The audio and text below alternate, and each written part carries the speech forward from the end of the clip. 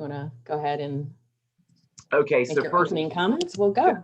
So first and foremost, we are recording this meeting, so everybody knows that. Welcome to the EQIP subgroup meeting. I know you guys are used to these in this format. I usually do a couple quick announcements, and then we turn it over to the very competent and able HSCRC staff who is doing the yeoman's work on this. Just quickly, we're very excited. We have some really good news, and today we will reveal the name of the convener, the hospital convener. I'm not going to say it now because I'm going to make sure that you're all excited and hang on for the meeting. The other thing is that it looks like we are officially approved and moving forward for the three codes that we talked about at the last meeting for the three bundle areas. To that end, we're going to be having special meetings around those specialty societies. Right now, we have set the cardio meeting for May 27th in the morning, cardiology meeting for May 27th in the morning at 8 a.m.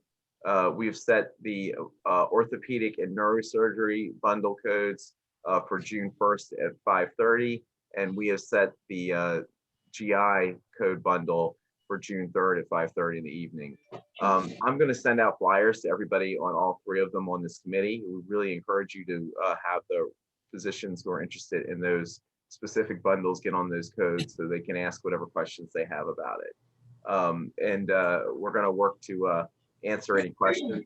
And I also wanted to say that one of the things Maddie and I are very happy to do is if anybody has specific questions or want to have a specific call or ask more about the program or how it works or why we've gotten where we've gotten or what we're doing, we're happy to do one-off meetings. So just talk to us and we'll get the appropriate people on there. I will say this has been a long process. I met with the HSCRC folks earlier this week and we were laughing about how we had notes going back to 2017 on this. So I appreciate all the time. And sometimes when you work on something this long, you forget why we did certain things or how we got where we got. But the good news is that we are near victory here and near having a new advanced payment model and a really exciting advanced payment model because one that doesn't have downside risk in the first few years.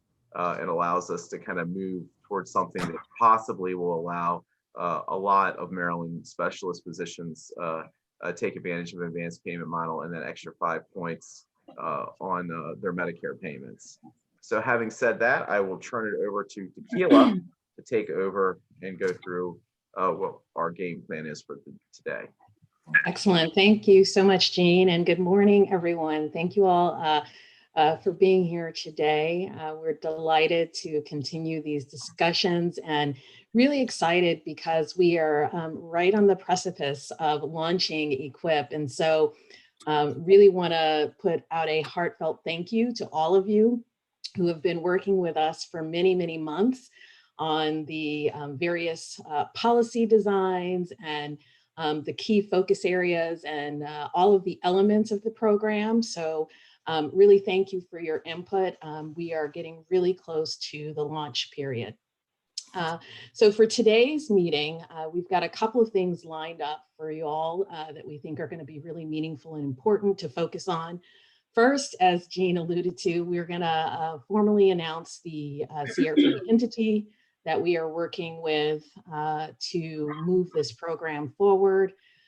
Then Maddie is going to take over and talk about recruitment and the timeline for performance on year one, just some key reminders. And then the big focus of today's meeting is going to be to talk about sort of the operational components and the CRISP EQIP Entity Portal, which Jessica Heaslop is going to walk us through from the CRISP perspective. And then we'll end with talking about some next steps and some key dates, key activities coming up over the next few weeks that we want everyone to be aware of. So that's our game plan for today. So we shall jump right in. So if we can go to the next slide. So I'm really excited to announce today that we have identified our CRP entity and the hospital that is going to partner with us on the EQIP program. It is the University of Maryland Medical Center. As you all know, we have been really deliberate to make sure that this program is physician focused, that it's really about how do we get the physicians engaged in a model that allows you to be a part of the transformation efforts across the state. And so we have been deliberate to seek out a partner that we think is going to be able to support those goals. And so UMMC is going to enable us to move forward with EQIP in a manner that will allow this program to be qualified as an advanced alternative payment model with CMS, which is an important element of the design. It's important to note, though, that any qualifying physician in Maryland can participate in EQIP regardless of whether you have a contracting relationship or privileges with UMMC. That is not a condition of this program, so it's important to note that. What UMMC will be doing with us is really helping with many of those administrative requirements of the program that frankly are required specifically in the design of the CRP program that we are running. And so they're going to be working to make sure that we get signed care partner arrangements with all of the participants for EQIP. And then they will be actually printing checks for the incentive payments for the EQIP entities. But that being said, it is still going to be the HSCRC and our CRISP partners who will be working to facilitate all of the interactions between the participating care partners and EQIP entities and UMMC. We will be making the policy decisions through this process that we have really developed over the past few months with the EQIP subgroup. So this group will continue to be an important element of how we manage EQIP going forward. And we really want to foster transparency. So, you know, decisions will continue to go through this group, feedback will continue to go through this group, and really thinking about the future design of EQIP in, you know, performance years 2 and forward will be critical and discussed in this group. Hey, Tequila. As it relates to any policy changes, that will actually go through our CRP entity and EQIP stakeholder process. So I would stop there to see if there are any questions. Yeah, I have a question about the third bullet point. When you say signing an individual care partner arrangement, is that going to be a boilerplate type of thing? And has that language already been worked out and can be reviewed by our attorneys? Or is that going to differ between each entity and the University of Maryland? No, it will be a standardized contract and very similar to the care partner arrangements that many of you have likely seen before under our care redesign program. And so Maddie or Jessica, if you want to talk about the timeline for when that document will be available, we can let folks know sort of what to expect on that. Sure. So thanks, Tequila. The timeline on those arrangements is we'll have them prior to opening up enrollment on July 9th of this year. They will, Dr. Grasso, to your questions, again, and Tequila's point to reiterate, they will be boilerplate language. We at the state are developing them with UMMC directly, so it won't be a contracting relationship that you have to enter into directly with. It won't be a negotiation that you have to enter into directly with the University of Maryland Center. It will, Maryland Medical Center, it will be standardized across the entire program for every EQIP care partner. Great, thank you. And to that point, I'm assuming that it will look similar to what the doctors who entered into the Maryland Primary Care Program entered into with CMMI. Is that a fair assumption? There will definitely be similarities, but this is a different program with some elements that are not quite the same. So I wouldn't say it'd be identical, but there will likely be similarities. Tequila, this is Jim Trumbull. Just to clarify, UMMC is getting or is having the or I guess collecting the signed agreements, but is that agreement with UMMC or with the state?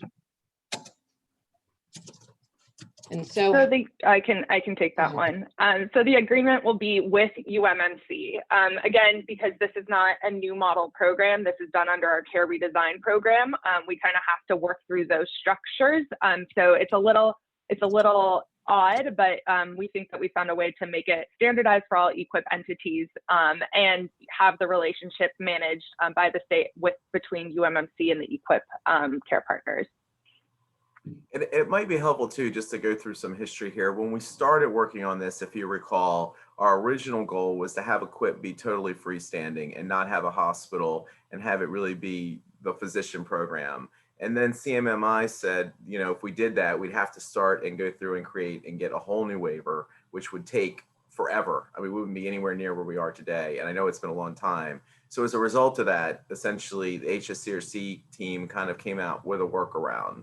And the workaround is that we are doing it through the current Medicare waiver, and we're using the University of Maryland simply as an administrative role. And it doesn't matter where the practice is or what's going on. And really, UMMS is being a good team player here and is letting us have them as the administrator for the program. But the program is still very similar to how we originally contemplated it, that will be a physician-driven independent program. And we are just negotiating through Maryland so we can fit within the confines and the rules of the current waiver and the current all-payer contract.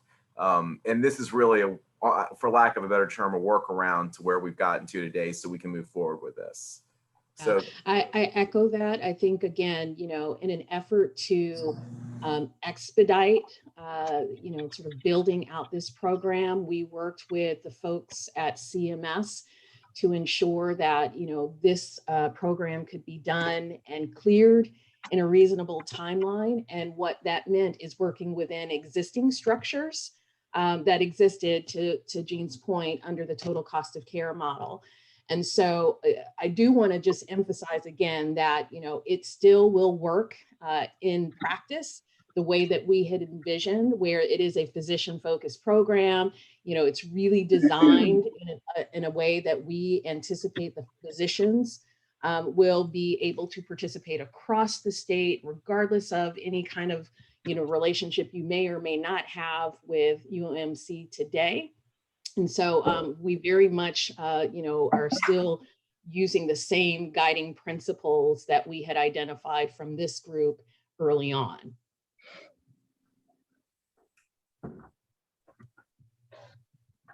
Any other questions on that piece?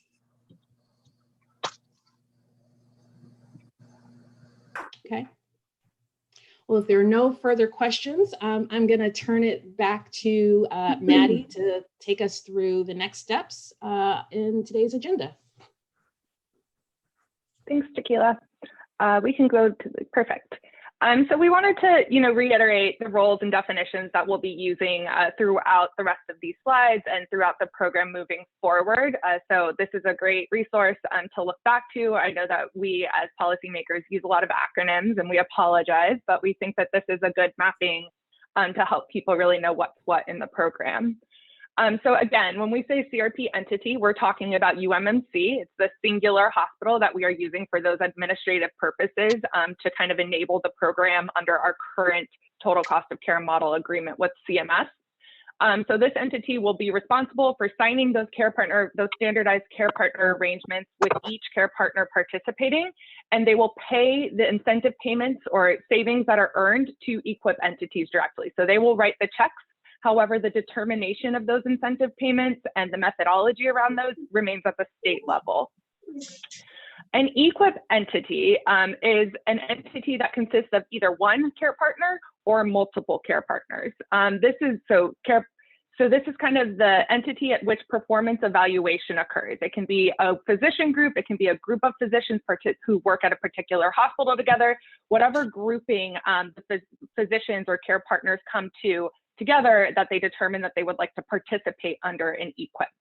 This is the entity that receives the lump sum payment or incentive payments for performance in the program. It will be one check to this EQIP entity after the end of the performance year. A care partner is a specialty physician, so an individual.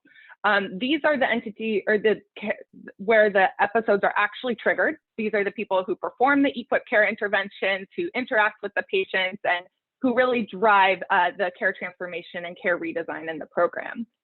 Each care partner in EQIP will be required to sign a care partner arrangement with the CRP entity. It will say, yes, I'm participating in a particular EQIP entity in X episodes. This is where we would like our incentive payment sent, and we'll talk more about that as we get further along. Care partners will receive their normal fee-for-service or fee schedule payments from Medicare. Nothing will change in terms of what you are billing Medicare for and receiving Medicare from Medicare. This potential incentive payment is an external check that is paid out in a lump sum to the EQIP entity at the end of performance year. So it's only on a state level. None of the Medicare payments will actually change to a care partner. Care partners in EQIP are also eligible to receive quality payment program status. So this means there's a 5% bonus based off of their Part B payments if they qualify, and they have the ability to get exempt from the MIPS payment program, which is very exciting for the state. The HSCRC and CRISP are really the main policy driver roles throughout this program. So they're the ones who are going to calculate episodes, monitor performance, determine what incentive payments are due to the EQIP entities.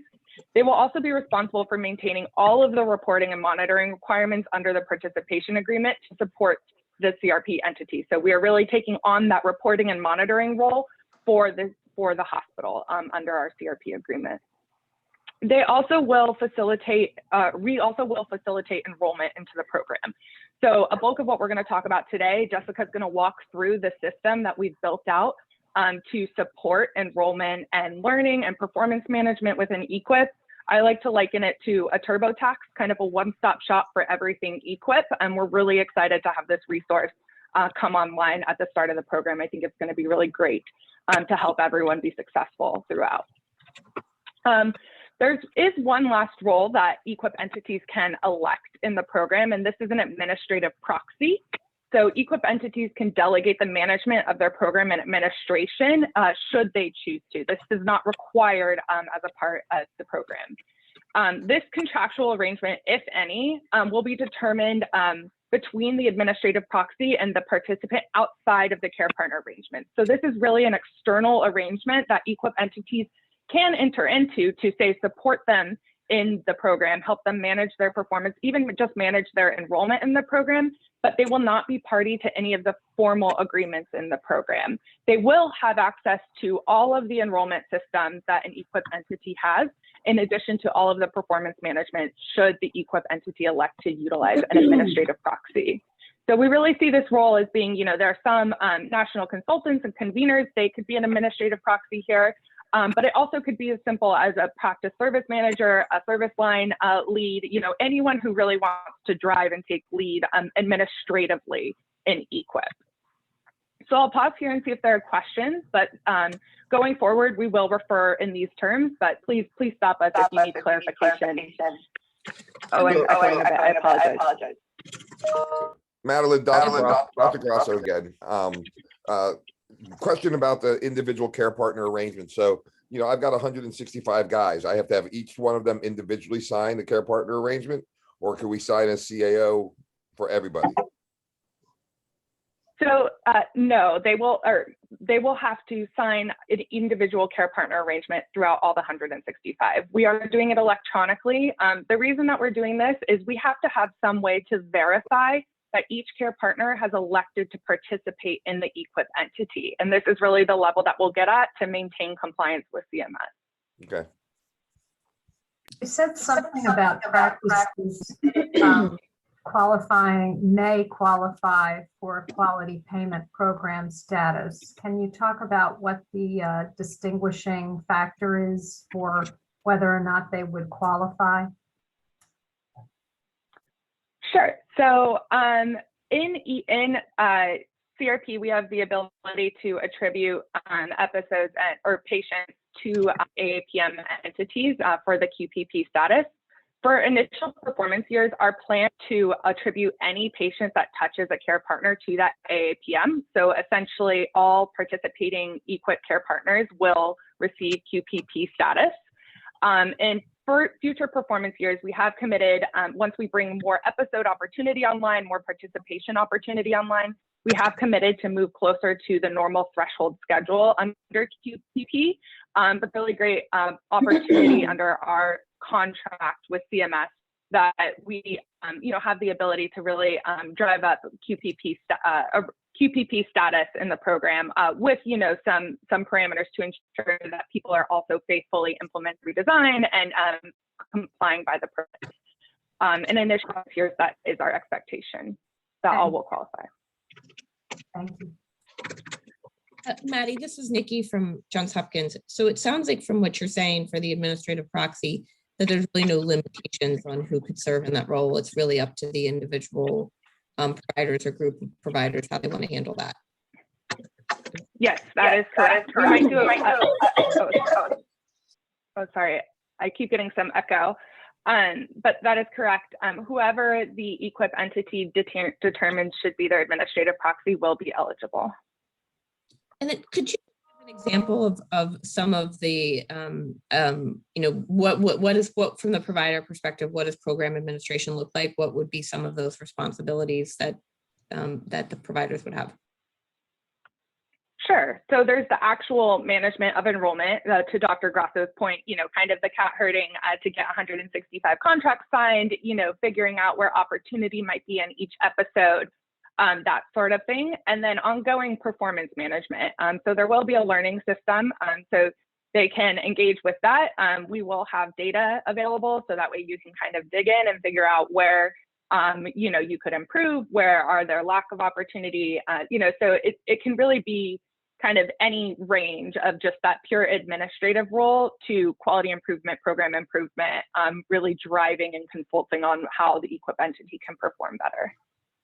And Maddie, I'll jump in real quick. One also super key point that the administrative proxy will have, it's an access point as well. So we'll talk about the portal in a little bit, but really, as Maddie said, it's a one-stop shop. So where both baseline enrollment and ultimately performance data lives, that person would be granted access to that. Again, using Dr. Grasso as an example, I don't think all 101 of his doctors want or need all that information, but if that can be consolidated to someone who is involved in the learning system and can ultimately translate what the numbers mean to actual operations, we can see a good role for an administrative person to serve in that capacity. Maddie, this is Jim Trumbull. I apologize. When you were answering Jennifer's question, you were breaking up on my end a little bit. Could you clarify one more time exactly? So for the AAPM, if they meet the 11 for individual episodes or 50 for the total, they're going to get the AAPM status for a certain number of years. And then at some point, we're going to have to start meeting the Medicare requirements, which is like presently 50 and 35% relative to beneficiaries and revenue. Is that, did I hear that correctly? Yes, that is correct. That is our expectation. Okay. So there will be, a couple other parameters. You have to make sure that there are, have assigned care partner arrangements. They're fully vetted into the CMS program.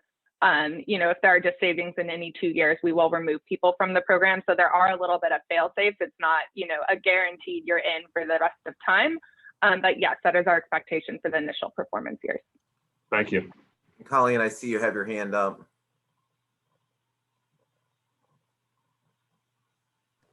Sorry, didn't mean to. I apologize. All right. All right, I think we're good to keep going, Maddie. Yep.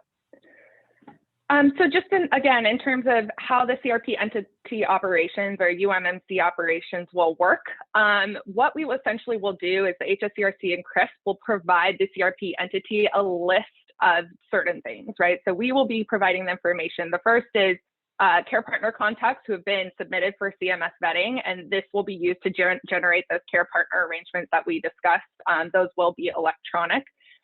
So hopefully we'll have an easier time of, kind of getting them all back and signed.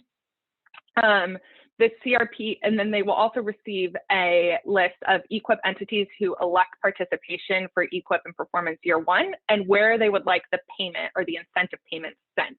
This will also be put into the care partner arrangements. So every care partner will sign an arrangement saying, yes, I'm participating as a part of this EQIP entity, and this is where our money will be sent.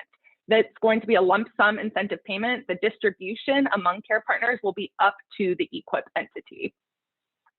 And then lastly, in July of the year following the first performance year, so July of 2023, the CRP entity will receive a list of the final incentive payment totals that are due to be paid out to each EQIP entity. Again, this will be calculated at the HSCRC level. Essentially what we're doing is we're telling UMMC, pay these entities X amount by X date. So these are really the main pieces of care partner information and EQIP entity information that UMMC will have access to.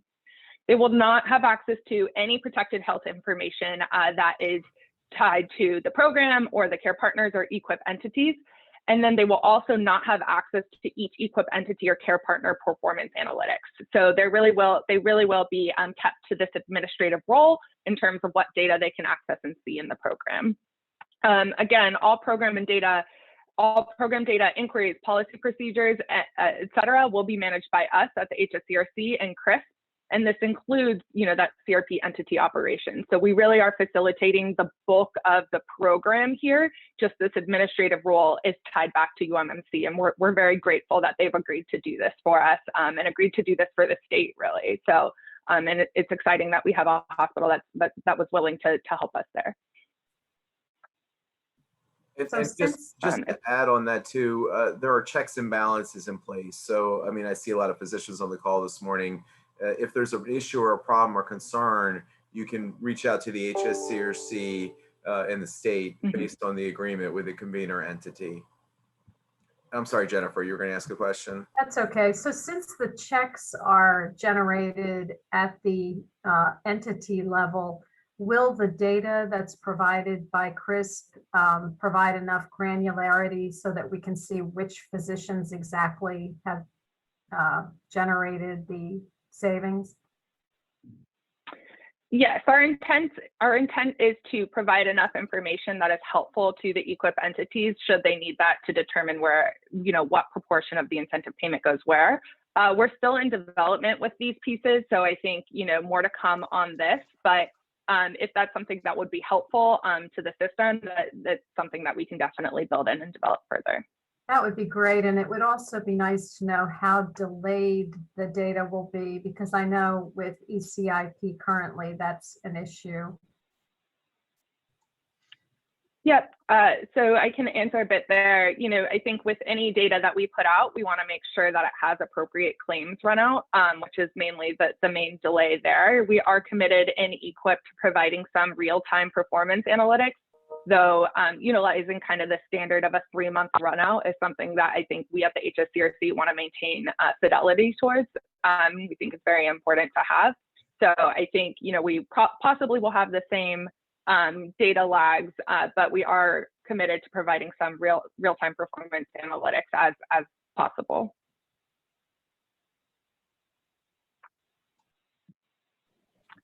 Okay, Jessica, we can, okay.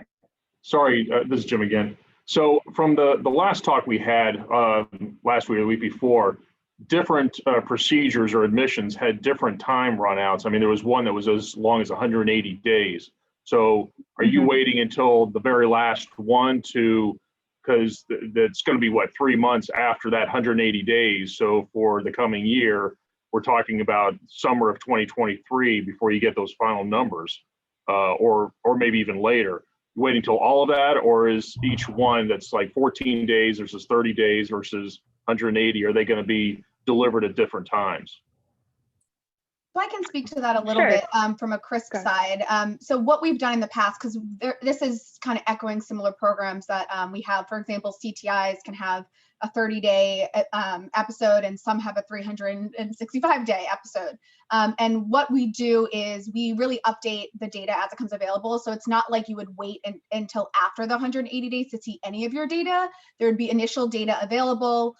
We have been trying out with CTIs some adjustment that helps kind of standardize that throughout the time. So as we get a couple months worth of data, we're able to apply some formulas and methodology on the back end to make some pretty good predictions, with the caveat that, of course, the data does have to be final.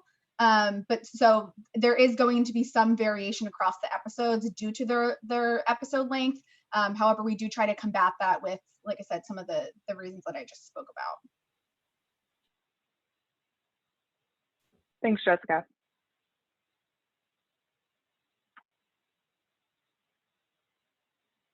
Okay.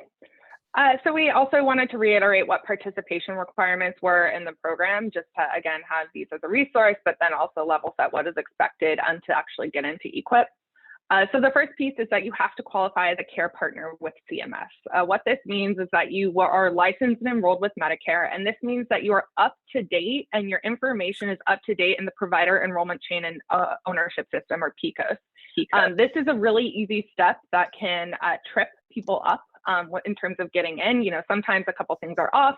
It's really easy to go and check on the CMS website if your PECOS is up to date. And so we would encourage anyone who's interested, anyone whose group is interested in participating to go and ensure that they are up to date in PECOS prior to submitting for enrollment, because this is the information that this is the system that checks essentially if you're vetted through CMS. Additionally, all care partners must certify that they are using CERT and CRISP, which is our HIE throughout the state. And this is important, again, for that AAPM status and to ensure that we are faithfully implementing value-based payment at an advanced level throughout the state. The second piece is enrolling in EQIP. You have to actually enroll with us. You have to establish who your EQIP entity will be. This can be multiple care partners. If one care partner would like to go it alone, we will not preclude that, though we do anticipate it'll mostly be, you know, a grouping of care partners or physicians becoming one EQIP entity. You also need to select the episodes and interventions and agree to quality metrics. The quality metrics are set, but the episodes and interventions are your choice. We will be providing baseline data to help assist in this enrollment decision. So you'll be able to see your baseline cost per episode, how many episodes you had in 2019, which is our baseline, and, you know, get a couple other analytics to help you make that informed decision. Again, each care partner must sign their own individual care partner arrangement prior to the start of the first performance year, which is January 1 of 2022. And the EQIP entity will need to determine where the payment actually needs to physically be sent. This will be attested to in each care partner arrangement. So each care partner will agree to it, but are acknowledging that they will not receive their incentive payment directly. They will receive it through the EQIP entity. The last piece is that the EQIP entity needs to meet certain episode thresholds. These episodes obviously need to be performed in Maryland on Maryland Medicare beneficiaries. For one single episode, say knee surgery, this threshold is 11 episodes in the baseline. So in 2019, there have to have been more than 11 knee surgeries triggered by that total EQIP entity. Across all the episodes that you elect, you need to come to a threshold of 50 episodes of participation. So any combination of episodes that you triggered in 2019, we need to see 50 episodes total to be able to participate in EQIP altogether. And again, you will be able to see this in your baseline information in the EQIP Entity Portal. So that way you can select your episodes and interventions based off of what you performed in 2019. Next slide. And again, we wanted to reiterate the participation timeline here. The enrollment period will be open from July 9th to September 1st. And what this means is you need to submit your EQIP entity and the care partners who will be performing in that entity anytime in this window. This does not mean that contracts have to be executed during this window. This is just the window to indicate that you would like to enroll in EQIP and would like to be submitted to CMS for vetting. The policy and participation opportunities will be increased year to year, and we're going to do this through our stakeholder engagement process. So we recognize that the first 15 episodes do not contain every episode in Prometheus's suite of 97 that could be of interest to the industry. We're committed to exploring this as a group with stakeholders and as a state to look towards opportunity throughout this group. So this is not the only performance opportunity. Performance is determined annually, so you can determine your performance and whether or not you would like to participate every year. And then again, if this initial performance year isn't getting you into the program, do not worry. We are committed to thinking through how we get as many physicians into the program in future years. So if we look at this chart here, again, 2019 is our baseline. Our enrollment for this year is really January through September of 2021 for performance in 2022. With the 3-month run out, what this means is we will be paying out for performance in 2022 in July of 2023.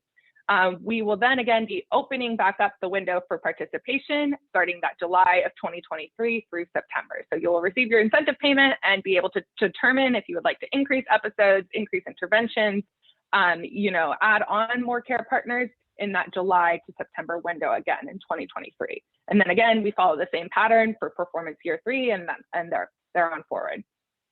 If there are any questions here, I'm happy to answer them, or please reach out offline if you have more questions on participation and kind of getting into the program. So Madeline, maybe it would be helpful. I see like we have a urologist and an ophthalmologist on the call this morning, and their codes aren't included right now. How do you see us launching new bundles starting in 2022 for other specialties that aren't in the first 3 that we're trying out? How do you see that whole process working in the timeline for that process? Yeah, absolutely. So I would selfishly say we want to get through enrollment this summer and make sure that we're in a good spot this fall. But then I think very shortly we'll be thinking through performance year 2 episodes. So I would encourage everyone who is interested and not included in this initial list to go to the Prometheus website. They list out the 97 episodes that they offer all together. And I will say there are ophthalmology episodes, there are urology episodes, there are cancer episodes, there are behavioral health. Really, they have a very large suite available. And if you are interested, please reach out. We do have the ability to look into what the opportunity is, and we will start discussing that with stakeholders hopefully late next fall into early next year. So that's, the next step is thinking towards performance year 2. We don't know if people are interested unless they reach out. So please feel free to reach out and let us know where you would like particular opportunity or think something could be interesting for your particular specialty.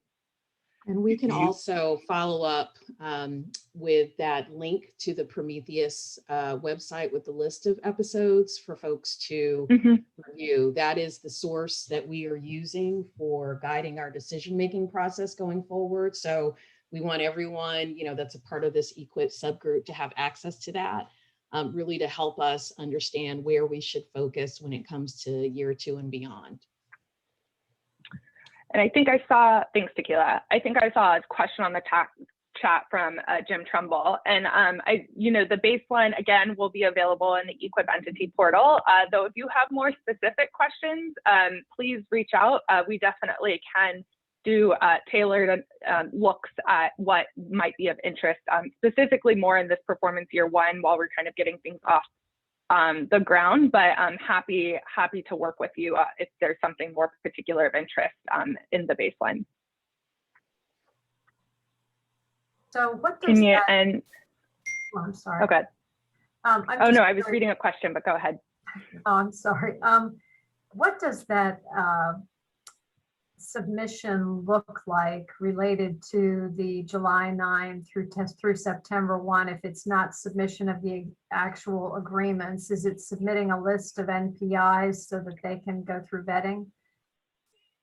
Yes, exactly. So Jessica will walk through this more, but we essentially need to know, do you want to be an EQIP entity and who would be in your EQIP entity? So that means the names and the NPIs of every individual care partner that should be included. And that window is really what, we understand that there's, more to kind of thinking about. So we want to keep thinking about participation. So we want to provide a window, but really what we need back are those names and those NPIs. So that way we can submit them to CMS for vetting and get that back before the start of the performance year. Great. And not for this call, but who would I follow up with? I know this is designed for private physicians, but of course there's a number of hospitals that have separate corporations with employed physicians who might be interested. And I'd love to talk to somebody more about the intention versus, hospital participation in the program. Sure, absolutely. So you can reach out directly to me, and I can make sure that we can have a conversation offline about that piece. We do recognize and want to support both hospital employed physicians and also independent physicians, and I think the program is set up to do so.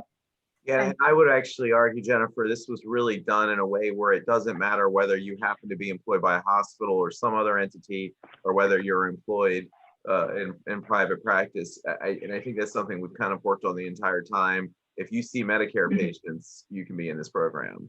And I think that's what's exciting about it. So I think we have a couple other questions in the chat, Maddie. Okay, great. Let me click through those. So can we post a link to the Prometheus website listing and the available episodes chat here? Yes, I can. Once Jessica takes over, I will link that. And then will baseline data include any type of benchmarking against state or regional performance? So great question. The baseline data will include your own EQIP entity's performance in each of the episodes, including the cost and the episode count. There will be a state or benchmarking across the state in determining what shared savings tier your EQIP entity will be eligible for based off of your episode elections. So if you recall from our last webinar, and we're happy to provide more detail, each EQIP entity will receive a share of the savings that they earn. That share split is determined on their ranking statewide in the episodes that they elect. So higher cost entities will be subject to a lower split or a 50-50 shared savings split. And lower cost entities, those who have already, kind of achieved a relevant efficiency, will receive more shared savings. So they'll get an 80-20 split. And then there's kind of a middle tier where there will be a 60-35 split. So in your baseline data, you will be able to see where you rank statewide in each of the episodes that you may elect. So you can determine which episodes you would like to include for your participation. So again, you do need to get to 50 episodes of participation. So there needs to be robust amount of participation throughout your episodes so that you can participate. Does that help there? And it was in a chat, so please feel free to reach offline if you have more questions on that shared savings split.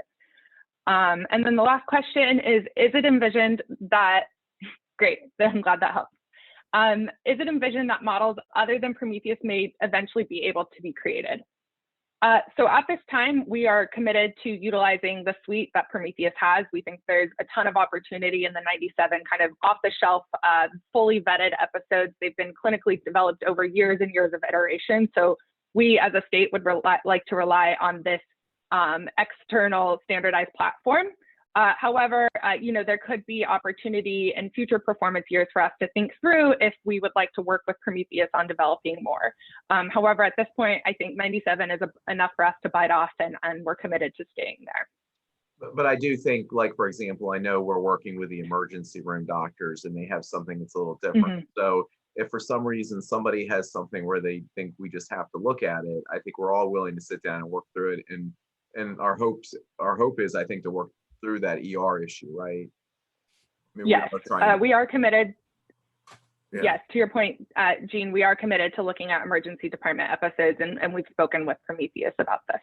Right. So I guess my point, Dr. Lowentritt, would be if there's something that you are really interested in, or your national specialty's been working on, or you've been partnering with a hospital on, possibly, I would definitely talk to us about it. And then the other point I would make to everybody is, just because it's on the Prometheus group, you still should reach out and let us know there's an interest, right? Because we'll have to, we will, it's not just because there's 97 are on there, they're going to get used necessarily. So it's really important if that particular, I saw Dr. Glasser on, if you're an ophthalmologist and you're really excited about these ophthalmology codes, we need to have a discussion so we can tee it up for next year. So I think that's really important that we think about that as we move forward, so we can include more specialists. Yep, absolutely. Stakeholder interest is one of the driving factors to what we will develop further in future performance years. Great. So now I will turn it over to Jessica, who's going to walk us through the EQIP Entity Portal, which we fondly call EAP, and how that will help facilitate participation in the program. Yes, we're hopeful that that was something that'll stick in your mind because it's just a fun little name for it. And thank you, Maddie, for going through everything. I think this methodology and the policies are obviously really important. What Chris wants to present is the supplemental how. So you learned about, what are the minimum requirements that I need to do it, but the question is, how do I actually do that? And I think our likening to TurboTax is a fun analogy because we really want to just ensure that this portal, the EQIP portal, is your one-stop shop to have everything from the start of initiation of I'm interested in enrolling to your final selection. It'll help streamline the process for signing those care partner arrangements. And then finally, once performance data becomes available, this will also be the portal in which you can monitor how you are doing, and we'll share if there's incentive payments, how you're doing on incentive payments as the year progresses.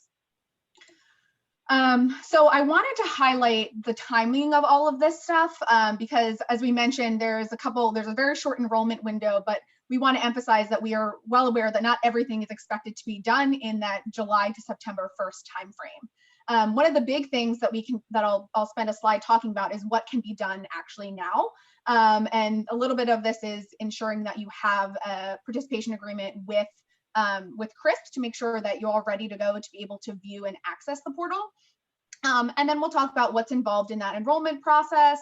And then as we continue through fall and winter, what you are able to see and thus adjust from a selection and intervention. And then finally, again, viewing the transparency associated with both CMS vetting and care partner contracting, all of which will be available right in the portal.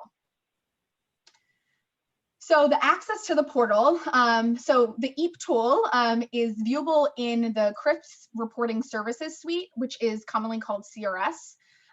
Just as a note, sometimes people think of CRISP as all as one. It is a separate access level to it because it involves a little bit more detail and things like your ULP or ENS, some things that your providers may have access to. This is a separate type of access.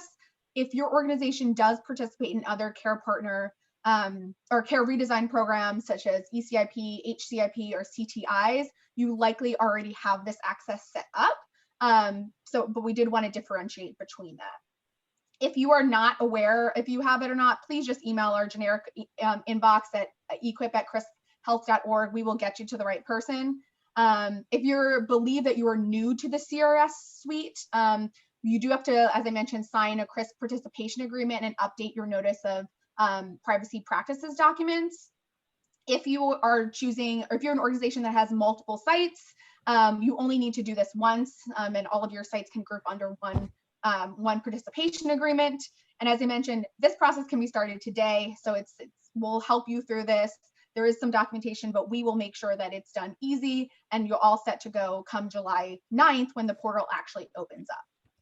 As I mentioned, if you do already have access to your to the CRS suite, but let's say there's a new administrative proxy that needs access or your lead care provider, you can contact your organization's point of contact and they will be able to actually grant that individual access.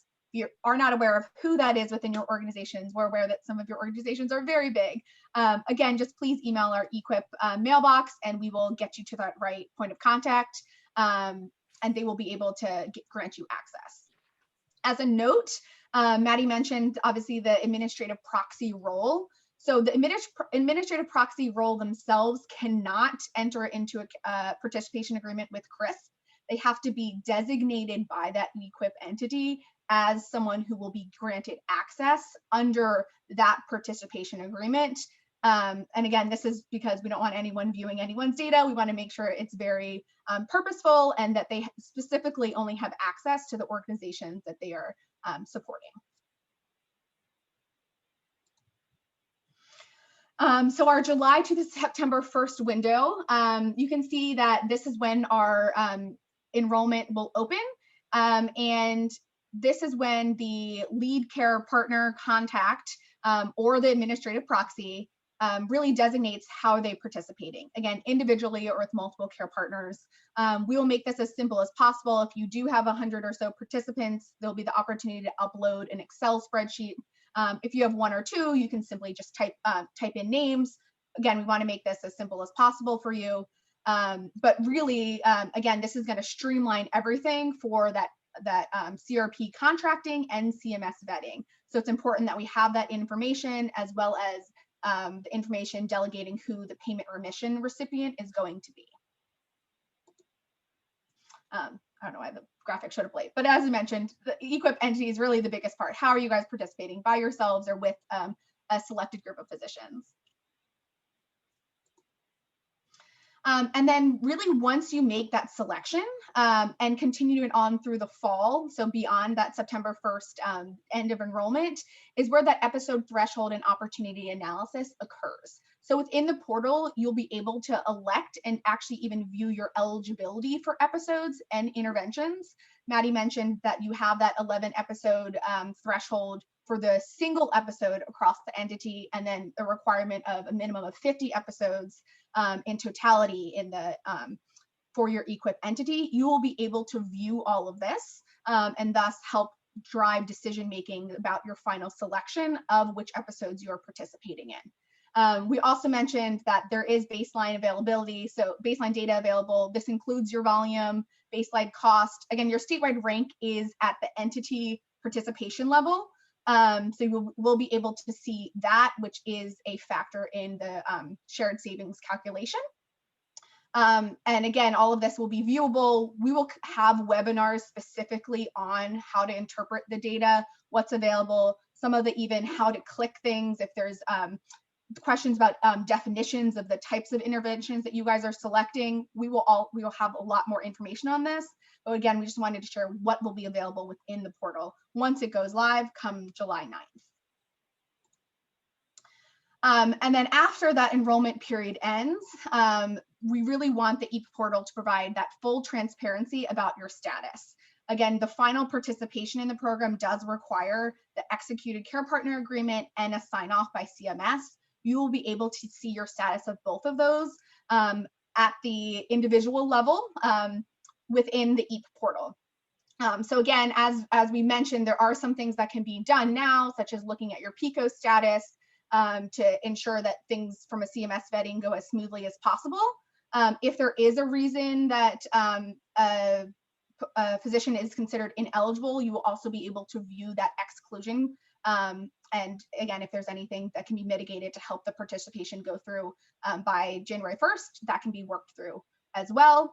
And then again, the care partner agreement with will show the current status. If there is a signature date, you will also be able to see it there. So there will hopefully be no surprises. And again, we will be able to facilitate any issues that may be happening to get everyone squared away for a clean participation come January 1st. And just a reminder about that EQIP entity responsibilities here.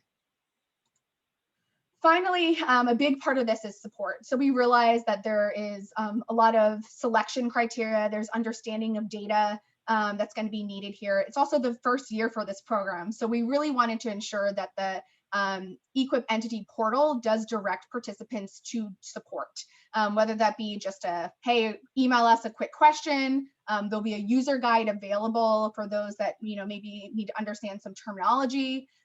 There will be a link directly to the CRISP Program Administration website, which will share things like upcoming webinars. If we have office hours, would you like to schedule a one-on-one with someone that can help you, let's say specifically enroll or understand your baseline data? Those are all available, and we want to make sure that there's multiple avenues of communication, knowing that each EQIP entity is going to be a little bit different in the level of support or administrative support that they have, and we're here to assist you guys in whatever manner that we think is reasonable for you guys. That's really the hope for this. And finally, there's not a slide here, but Maddie mentioned this is where performance data is going to live. We're in development of that right now. So if there is feedback about what would be meaningful as a way to slice the data, that is something that we are always welcome to hear feedback about, and want to make sure, again, that this is as meaningful as possible for participants to be successful in this program. So please give us feedback. We're happy to to hear that, especially as it's kind of the prime opportunity as we're in development of this now. Thank you, Jessica. Before I move on to next steps, are there any questions for Jessica on EQIP? We're also planning some larger webinars to kind of walk through this entire process. There will be screenshots. You'll know exactly where to click. So Jessica will lead us through those when we're closer to enrollment. But just one point I would make is that if you have physicians who are thinking about doing this, or you have a group of docs, or maybe you're a hospital and you're thinking, you know, our cardiology program might really want to do this, it is worth taking a few minutes to make sure your PCOS is right and making sure that you're signed up for CRISP. A lot of the private docs might not be signed up for CRISP. They should be, but they might not be. And just having the PDMP is not signed up for CRISP. You know, you might think, oh, I check the PDMP every day. Well, that's not what this is. So we just urge you to reach out now and we can help you. Jessica or someone from CRISP can help, or you can even call MedChi directly and we have people who can help with the CRISP issues.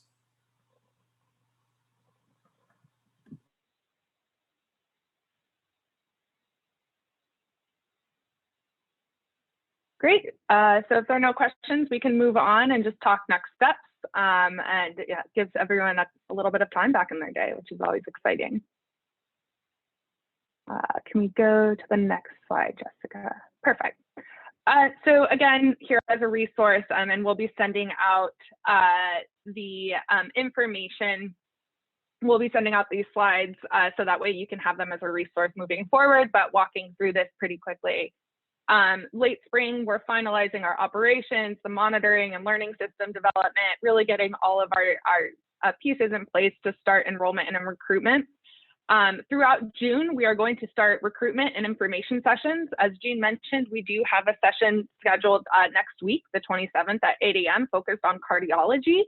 So if you would like to participate in that, please reach out to Jean and Barbara at MedChi. We also will be talking more through EQIP and how the EQIP process looks. Like I said, Jessica will be offering some webinars and some TA hours, so that way people can really understand how they work in the system. And then on July 9th, that's really the go live date. This is when EQIP will open for everyone for enrollment who is in CRISP. We will also have the technical policy and portal user guides available, so documentation of the policy. If you guys have more specific questions, if you're someone that likes to dig in and read about stuff, these will be available when we start enrollment. And the baseline episode experience will be available in EQIP at that July 9th date. September 1st, again, is this deadline. We really want to hammer this home. This is the deadline to get all of your MPIs submitted into EQIP if they would like to be in the program for performance year 1. We need them in by this deadline. They will be submitted to CMS, no exceptions, on September 1st. December 1st, we're hoping to have all of the care partner arrangement and contracting and operations finalized. So we'll be working throughout the fall to make sure that everyone is getting their care partner arrangements out. The status will be, again, piped back through to EQIP, so you can track it there in terms of which care partners have signed their arrangements. But we're hoping to get these squared away shortly before the start of the first performance year. Additionally, in December, I would say, December 1st is the deadline that we would like, but, as with anything, it can fluctuate a bit earlier or later from this date.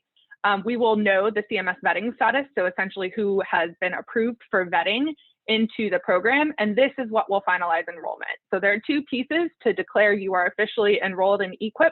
The first is that you have a care partner arrangement signed as an individual physician, and the second is that you are vetted with CMS. And both of those statuses will be available again in EQIP or the EQIP Entity Portal.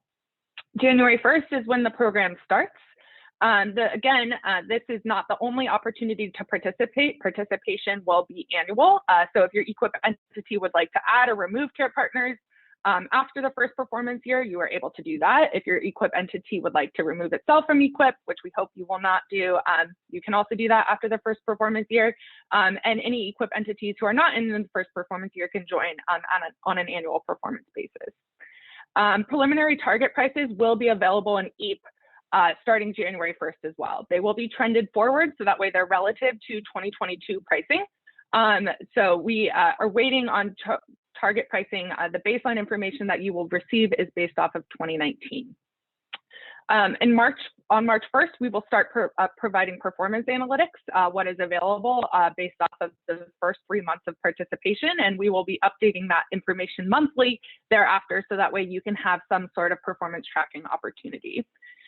In July 1 of 2022, this is when the opportunity for performance year 2 enrollment opens. So it's really, not a long time before we start thinking year 2 in this program, and that would be July 1 of 2022. And then July 1st of 2023, this is when we expect the final incentive payments to be distributed in one lump sum to the EQIP entity. So this is the timeline as we see it moving forward.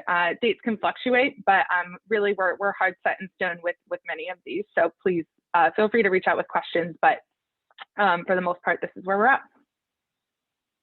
And I am sending the Prometheus link now. And obviously, if you participate in year 1, starting on January 1 of 2023, you will start getting the AAPM increase in your Medicare payments. So that's another date to keep in mind too. So those increases start in the year after you've been in it for a year. Yeah, so it's actually, it would actually, so you get your snapshot taken in 2022 based off of your performance. The payments that will qualify for the 5% will accrue over 2023, and you will receive your payment in 2024. So really, if you want that QP bonus, you're really looking at getting it in 2022 is the best opportunity, since they're, with the program, they require a snapshot and then a performance period, et cetera, throughout the federal government. And I can provide more detail on how the QP works as well, if that would be helpful. Okay, we can go to the next slide. So thank you all to those, again, to echo Tequila's comments at the start, those who have been engaged, those who have partnered with us on this. We're very excited to be rolling EQIP out this year. It's been a long path, but we couldn't have done it without the interest of stakeholders and organizations who helped us there. If you would like more information, please reach out to our inbox at equip@crisphealth.org. This is a one-stop shop. They will get you to the right spot if you have policy questions, participation questions, just questions. They're great navigators, and we're lucky to have them help us on this. Additionally, if you would like to schedule a one-on-one demo or meeting about EQIP with your organization, we are very happy to walk through opportunity analysis specific to your organization, discuss any episode definitions and questions that you might have on that, and then answer any specific questions. So please reach out. We're an open book in terms of what we can provide, and happy to chat. This EQIP subgroup will continue monthly through the end of the year. So every third Friday from 9 to 11 a.m. This means our next one is June 18th. If you would like to be added to the distribution list, please email Barbara at MedChi. She will make sure that you get to the right spot. Additionally, if you're interested in the cardiologist focus webinar next Thursday at 8 a.m., please contact Barbara as well. She will make sure that you get the Zoom information for that. We are planning on holding ortho and GI focused webinars shortly thereafter. I think we're looking at the next week, though we're not quite final. Once we get a determination of those dates, we're going to send those out to this group, as well as some other distribution lists. And Jean, I don't know if you want to add more there, but those are forthcoming as well. Yeah, I think we're going to do the orthopedic/neurosurgery codes on June 1st at 5 p.m. and we're going to do the GI codes on June 2nd at 5 p.m. So if there's an interest in that, you can email me directly and we'll get you straight. And I'll send out flyers on all 3 to the group, if not today, Monday. And then lastly, I think, Jean, we should be putting the MedChi website up here because you guys have a contemporaneous catalog as well. All of these resources, all of the links, any available information and documentation is available on the HSCRC website. This is the link there. You can also get there by navigating on the left-hand side through the modernization tab. You'll pretty quickly see it, but we are posting everything online. So that way, if there's a webinar you missed, you can go back and watch that. Slides from webinars, any program documents that come online will be posted there. So it's a really great resource as well. It will also be linked through EQIP. So if you get into EQIP, you will have access to everything you might need to know in the program. So without that, I think think we're done for the day unless there are extra late breaking questions. I see Dr. Solano asked how to get the password to review Prometheus episodes of CARE. Yeah, so we can't provide the password wholesale throughout the state. There is, obviously proprietary information contained in those episodes. However, we are happy to chat through any particular episodes of interest with you individually if you just reach out. I would love to know if there's available a comparison of the APM qualifications for ECIP versus EQIP. We can chat through that with you as well, Jennifer. So we don't have anything specifically developed, but we are working on getting something pulled together on what this means for EQIP. I think, it will be very similar, though, because we are doing this through one partner hospital. It will be a little bit different in how we have to do the attribution for EQIP as opposed to ECIP, but we can talk through that separately. Thank you. And I just wanted to say, as we closed out, I wanted to thank not only everybody for participating, but I want to thank Tequila and Maddie and Jessica. I mean, they've really done a lot of work and a great job. It's really impressive the HSCRC staff managed to work through the CMMI process during COVID and get this far along. It would have been very easy for them just to put their hands up and say, hey, let's not do it. So thank you for all your hard work. I really appreciate it. And on top of that, they've had to deal with me, which we all know can be challenging. So, no, Jean, thank you. Not challenging at all. You've been a tremendous partner, and we really, really appreciate your partnership and your support. It's been great to work with you and all the stakeholders on this. So we're delighted to be at this, really critical point in the process. So thanks again for the support and the kind words. Cool. Yes, thank you.